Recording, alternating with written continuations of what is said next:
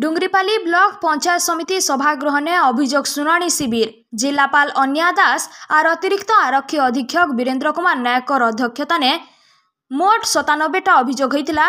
व्यक्तिगत 80 और 17टा सामूहिक अभियोग आसीथिला। एंता 3टा सामूहिक अभियोग आसीथिला जे जिलापाल समिया मागिथिले।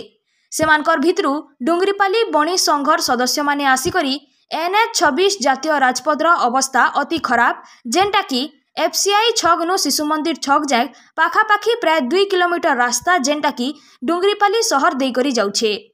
छोट बड़ दुर्घटना घटुथबानु रास्तार तुरंत मरामती लगी जिलापाल को लिखित अभियोग ने जनैथिले।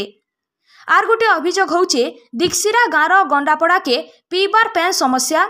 बहुत दिन हेला अंगनदी नु आसुथबार जल जोगान पेन से माने ना पाई पारबार। शेषके डुंगरीपाली ब्लॉक परिसर ने गला 4 दिन तले जने सरपंच को मारणास्त्र आक्रमण होता। यहाँ तक आसामी धरा नुहे पड़ता। तार प्रतिवाद ने जिलापाल को 26टा पंचायत सरपंच संघर सभापति मनोज पुरोहित नेतृत्व ने लिखित अभियोग करथिले। जदि आसामी के सांगे सांगे गिरफ करा न गले एबा दिन के जोरदार आंदोलन करा जिबा बोली कहिथिले। इटा नै करी सरपंच संघर सभापति काणा कहउछन सुनमा।